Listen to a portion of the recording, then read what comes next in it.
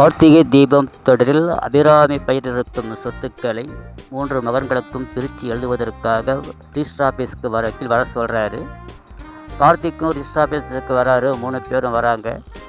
அவங்களை பின்தொடர்ந்து வர்ற சிவனாண்டியும் அவங்க சித்தப்பாவும் மறைஞ்சினு ஃபோட்டோ எடுக்கிறாங்க, வீடியோ எடுக்கிறாங்க.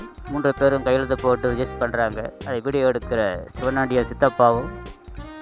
சிவனாண்டியோட சித்தப்பா அங்கே வேலை செய்கிற பியூன்ட்டு போய் பணம் கொடுத்து டாக்குமெண்ட்ஸோட காப்பி கேட்குறாரு. முதல்ல தயங்குறான். பிறகு அதிகமாக பணம் கொடுத்த உடனே எடுத்து கொண்டு வந்து கொடுக்குறான். இதை வச்சு எப்படியாவது அந்த டிரைவர் பையில வீட்டை விட்டு துரத்திடணும் அப்படின்ட்டு சிவனாண்டி சித்தப்பா சொல்கிறாரு. கண்டிப்பாக செஞ்சிடலாம் சித்தப்பா, இந்த ஆதாரம் போதும் அப்படின்னு வாங்கிட்டு போகிறாங்க.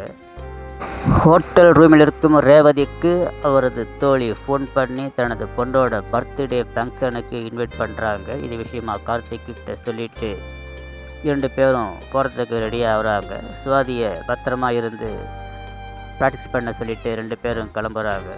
போகிற வழியில் ஒரு இடத்துல ட்ரெஸ் வாங்குகிறாங்க. பிறகு பூக்கடையில் பூ வாங்குகிறாங்க.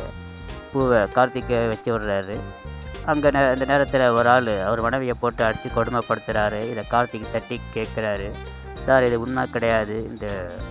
இதுமாரி நடந்தால் ரோட்டில் போகிறவங்க யாராவது தட்டி கேட்குறாங்களா இல்லையான்னு பார்க்குறதுக்காக சும்மா ரியாலிட்டியாக நாங்கள் ஷோ மாதிரி பண்ணிக்கிட்டு இருக்கிறோம் அப்படின்னு இதை சொல்கிறாங்க.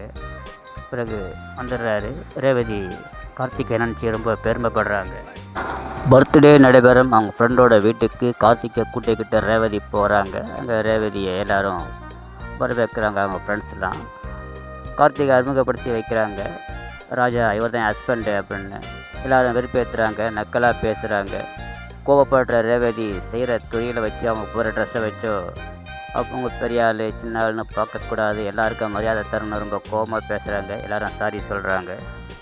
பர்த்டே கொண்டாட இருக்கும் சிறுமி மற்ற பிள்ளைகளோட விளையாடிக்கிட்டு இருக்குது. அந்த நேரத்தில் ஒரு பெட்டிக்குள்ளே போய் உட்காந்துருது. அந்த பெட்டி தானாக லாக் ஆகிடுது.